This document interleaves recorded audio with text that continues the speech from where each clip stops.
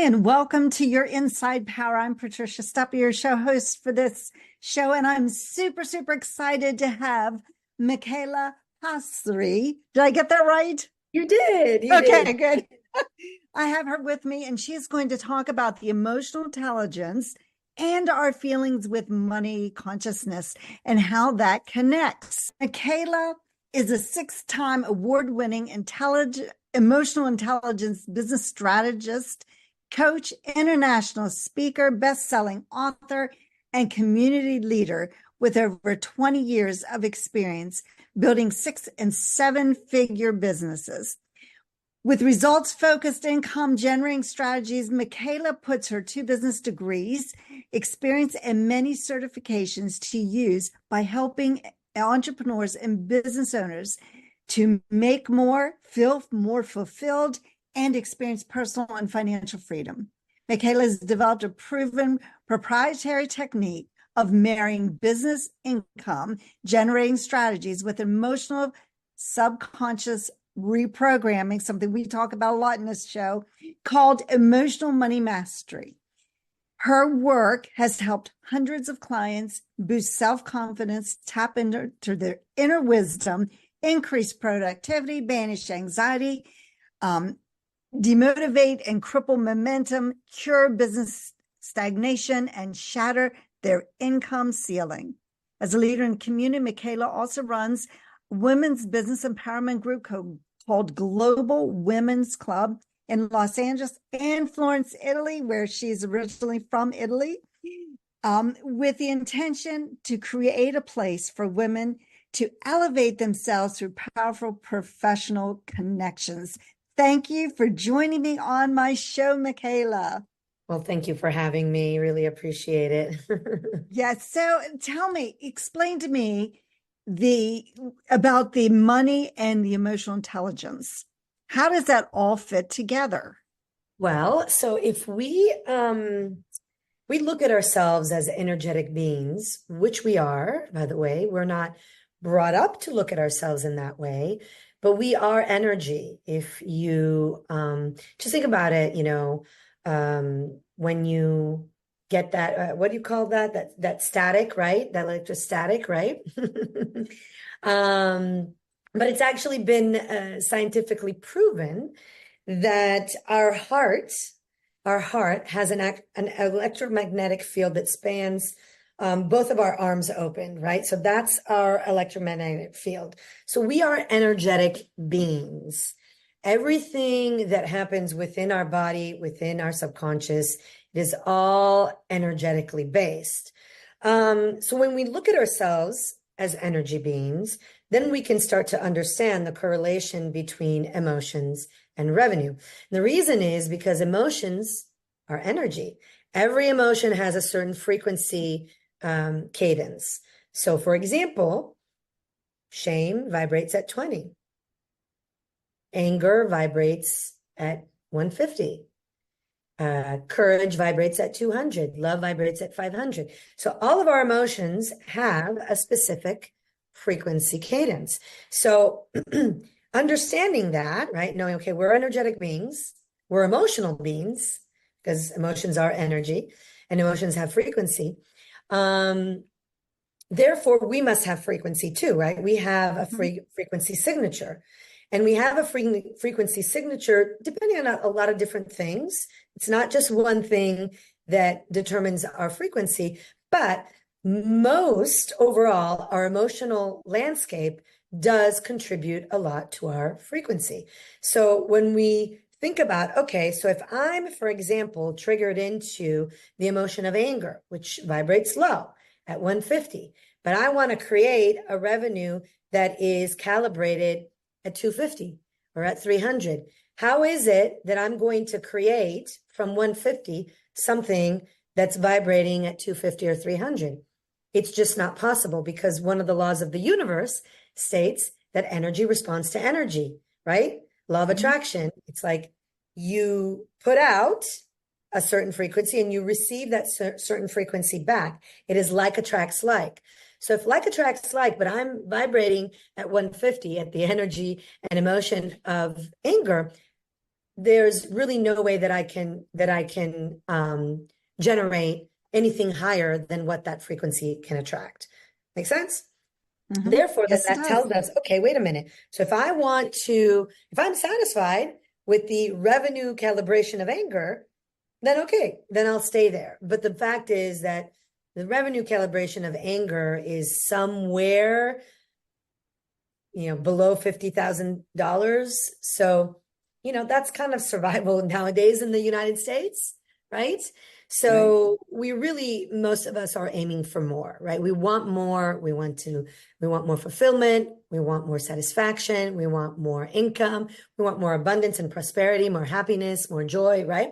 And so the way to do that is to raise our calibration, to raise our emotional vibration to above 200. And I'll explain that in a minute. But we want to raise it to above 200 because those are high frequencies, and high frequencies attract high frequencies. And those high frequencies in revenue are 6 figures, multiple 6 figures, 7 figures, multiple 7 figures, right? So that's what we're aiming for. And we all have a different reason why we aim for those levels of income. A lot of us because we want a certain level of lifestyle. We want a certain lifestyle. Some of us because we want to contribute, we want to give back to our community. Others because we want to leave a legacy for our children, right? So it's really important to understand how our emotionality absolutely contributes to how much money that we make. And then I mentioned something about the 200. Well, 200 is courage. And it's actually the catalyst vibration that brings you out of stagnation, out of survival mode, out of contraction, out of force, and into power, personal power, empowerment, openness, more, right? Yes, energy. Courage is the catalyst. So we want to be at least at courage, but we really want to be above courage. Okay, so that makes a lot of sense. I don't usually talk about the numbers, but my audiences, people who have been listening to me for a while, know that I'm always talking about the vibration and the frequency that you're in, and how you need to become that person. That's why I talk about it. You have to become that person. So I guess what you're doing is you're relating that to the feeling, because everything does start with the feelings and the emotions. So how would a person go about knowing that they're at a certain level? And then how do you help them to get to the level they want to get to? Yeah. So first of all, it is, yes, about feeling, but it's really about the emotional triggers from your past. So it's really about your conditioning, because your frequency is actually determined. It is an accumulation of all of the emotional experiences that you've had up until the present moment. So for example, I'm 52 years old, right? So I've had 52 years of gathering positive and negative experiences that have, brought me to a certain frequency. Now, I've done a lot of personal work, so I have grown and up-leveled my frequency from a lower vibration to a higher vibration because of all the work that I do, that I've done and then I continue to do, right? So it is, yes, about feeling. It's about managing your emotions so that you can constantly look for that next better feeling place.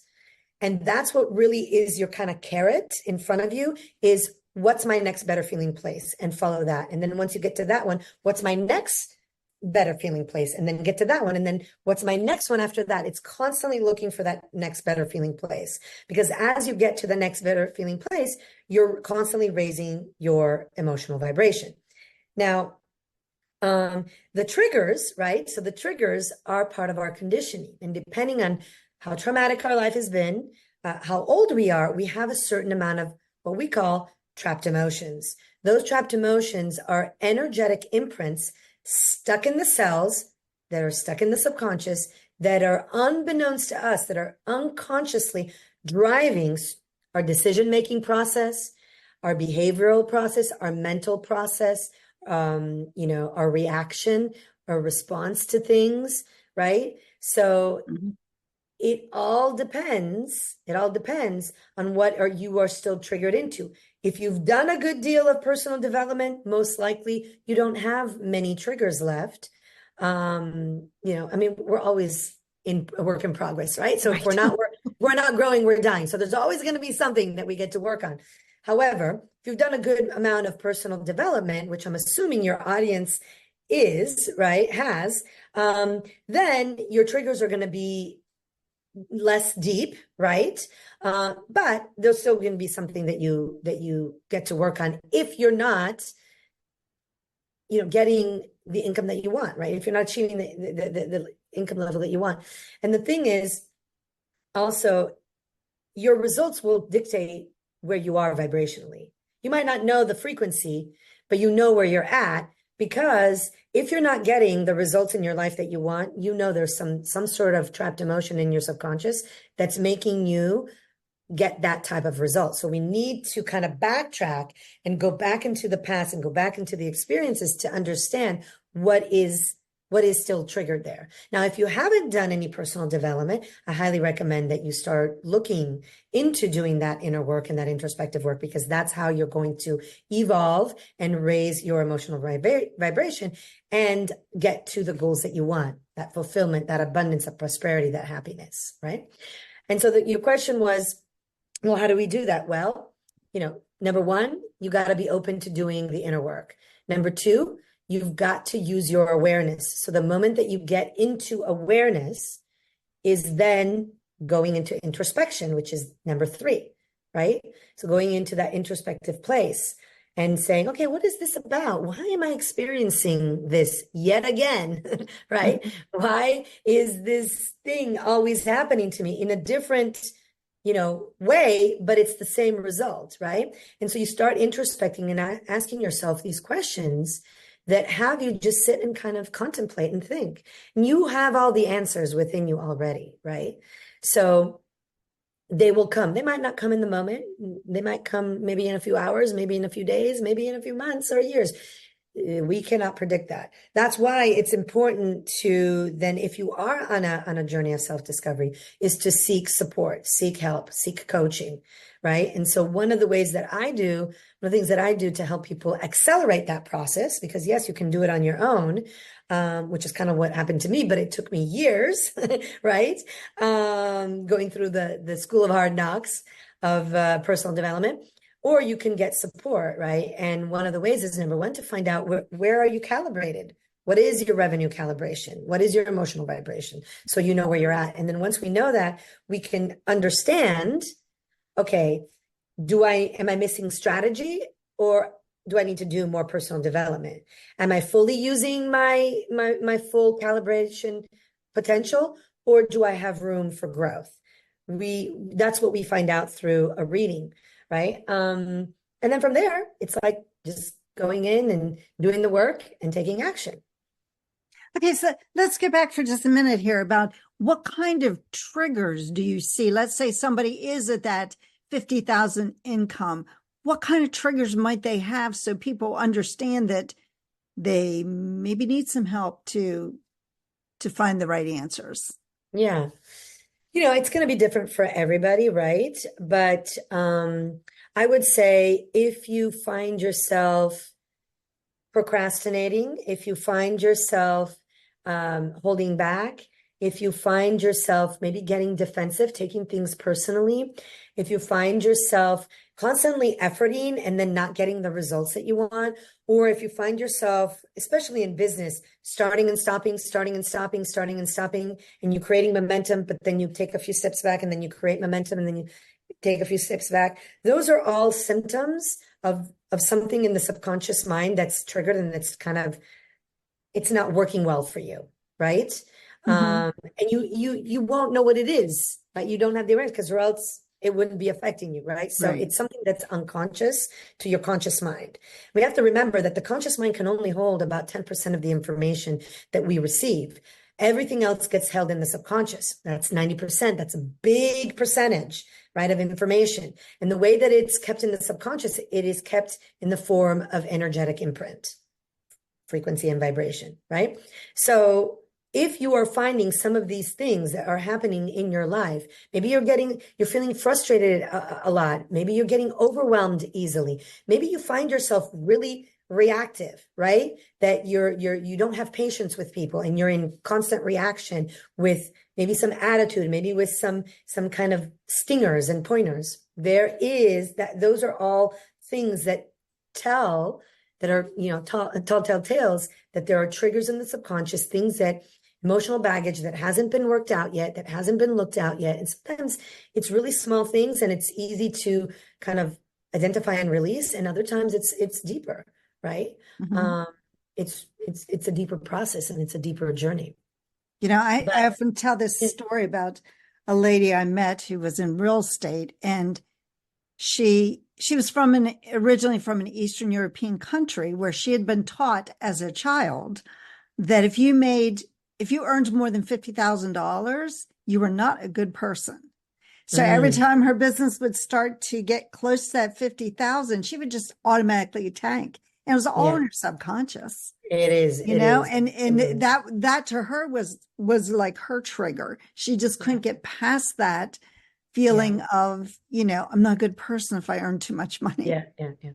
Yeah, I mean, again, it's very, see, this is very subjective. I mean, we could sit here for hours and go through examples after examples after examples. Hmm. The thing that people have to understand is that it's going to be different for you. Now, the underlying experience might be similar, but your triggers, your come froms, your whys, and the way that you manifest things is going to be different. I had a client a while back. She was in an MLM industry, so she had achieved a good level of success, but she was finding herself. She wanted to expand, and she was finding herself really holding back by going, let's say, to networking events or going. This was pre-COVID, Hmm. just doing a lot of the connection type of work, right? Creating relationships, meeting people, and she couldn't understand why. And she wanted to grow her business, but it had reached kind of this level, right? This cap level where she had, I think, like 1,000 people in her downline, and she wanted to, really build it. Hmm. And one of the things that she found was happening for her was she would go she would go out of her house, and the moment that she would be in an enclosed room or area, she just had to leave. Like she couldn't go to networking events. She couldn't go to people's offices. And she really couldn't understand. So it was kind of like debilitating her business. And in the work that we did together, we found out that what was triggered in her from her past was that her father, when she was young, about 8 years old, would lock her in this small room under the stairs when she misbehaved and left her there for hours by herself in this dark room. And so basically what she had created was the result was claustrophobic. It was a claustrophobic reaction, but it was Hmm. all unconscious. She wasn't consciously aware that that was what it was, but it was a form of claustrophobia because she just couldn't get herself to stay long enough into certain places, right? And so the moment that we were able to make that connection and she was able to find a new interpretation for that experience, then it all changed. She started Hmm. flourishing and networking and going out and making connections, and then was able to grow her business beyond that kind of ceiling that she had gotten to. So yeah, it's different for everybody, but it's all tied to something that we've experienced in the past, Yeah, right? I was doing a seminar one time, and I was talking about you had to understand some things that happened in your past in order to overcome them. And this one person raised their hand and said, "Do you really think you have to do that?" And I said, "Yeah, I kind of Yeah. do." But obviously that person did not agree with me, Yeah. that was the feeling that things are in our subconscious, and they are very much tied to something that maybe we don't even remember, or a story that we tell ourselves that's not really what truly was happening. It was just our Yeah. interpretation of it. It was our interpretation. Exactly, exactly. Right. And it is, a lot of it is the interpretation, because that interpretation creates a newer pathway in the brain that if you go down it a lot of times, which usually we do as we're getting conditioned, it gets imprinted into the subconscious. And so really the work is to identify those kind of old tapes and then create new conversations that you can then replace so that then that old tape kind of gets dissipated and disappears. And then you're now practicing in the new conversation, which creates new neural pathways in the brain. And then eventually with practice, it becomes automatic. Just like the other one became automatic, then, the new one will become automatic. And that is the key. Yeah. I mean, I think there's a level of few things happen within people when they, like this person made that question. I think part of it is like, because it is efforting and it is work, I think people prefer to stay in their comfort zone. It is going to take you outside of your comfort zone. And so it's so much easier to stay in what you already know, even if you don't like the results. It's just more comfortable, right? And then the other thing is that sometimes people just don't want to look at it because unconsciously there's something that's scaring them and they don't want to look at it. And so it's easier to ignore it and to avoid it. That's so true. Sometimes we don't want to face those things that maybe are in our past, or we don't want to admit to some flaw or something in our thinking that we have. I will share a personal experience from my past when I was still in the middle of, my own, I still am in the middle of my own journey, right? We all are. And we are on a journey path. I would never quit. Like I would never quit because I love it. I just had a coaching call with my coach this morning, which was great. It's always, the work is always amazing because there's always a new thing that you uncover and discover. But this was when I was still like really in it, and I was still in contraction and kind of in that force. And this thing that happened, which I'm going to share, was one of the biggest transformational experiences that I had because it was the catalyst to opening a lot of other things. So I'd signed up for this transformational journey in Bali, and the coach was taking us through a lot of different exercises and a lot of different things.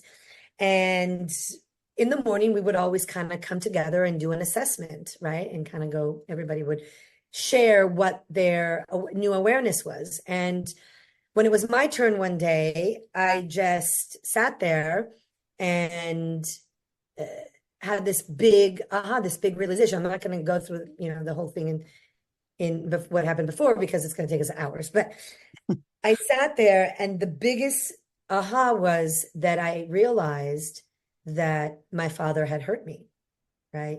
So I had gone to Bali knowing that there was this deep thing that I had been unconsciously pushing down because I didn't want to see it. I didn't want to look at it, right?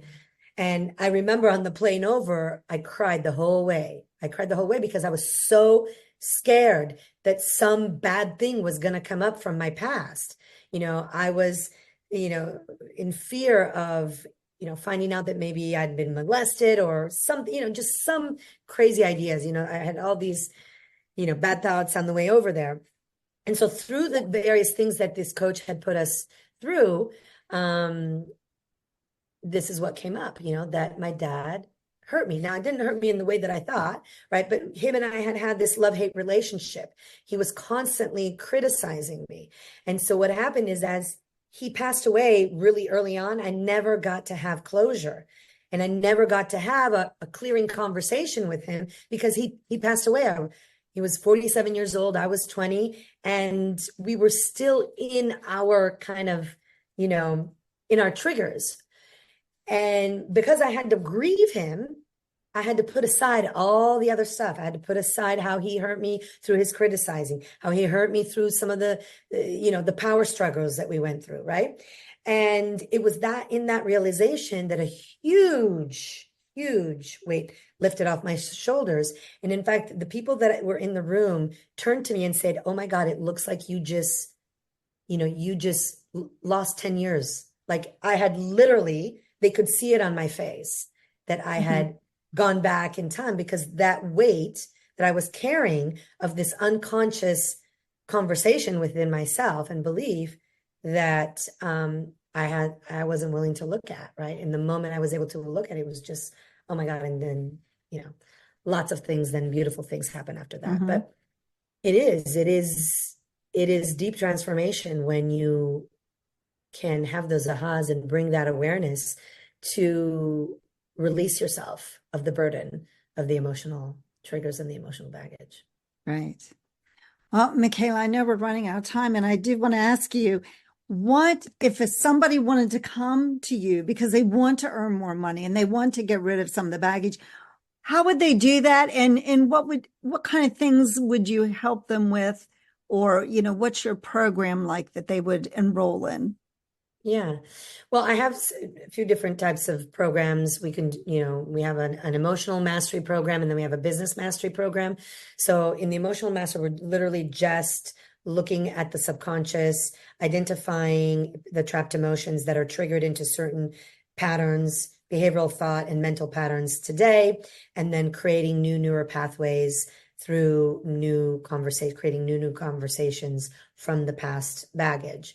If then somebody wants to do the emotional work, because we're always going to do the emotional work, even in the business mastery, but they want to really see how they can use their up-leveling of their emotional intelligence and their emotional vibration towards their business, then there is the business mastery, where we're going to do a lot of implementing and taking a look at what you're doing that's working in your business, what is missing and what's not working, and then create real strategies for revenue generation, and then have you implement. So that's really kind of the quick and dirty of how I work, or the options.